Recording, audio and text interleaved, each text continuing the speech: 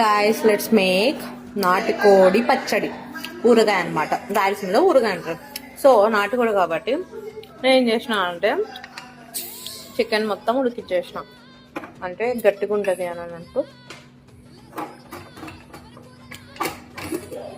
So ఏం చేసిన అంటే మొత్తం అంతా ఉడికిచ్చేసిన మెత్తగా రావడానికి. ఉప్పు వేసేసి కొద్దిగా వాటర్ వేసి, నాటుకోడి నార్మల్ కూడా అయితే ఉడికించాల్సిన అవసరం లేదు, ఇదైతే ఉడికిచ్చేసినాం. నెక్స్ట్ ప్రాసెస్ చూద్దాం.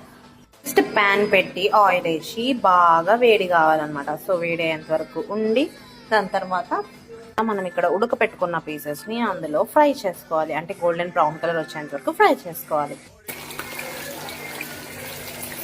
మధ్యలో ప్రాసెస్ చెప్పడం మర్చిపోయినా, అల్లం వెల్లుల్లి పేస్ట్ ఉంటుంది కదా, అది పేస్ట్ వేసుకొని మళ్ళీ మనం ఫ్రై చేసుకున్న పీసెస్ వేసేసి దాంట్లోకి తగినంత కారం పొడి వేసేసుకొని ఉప్పు వేసుకోవాలి లైట్గా.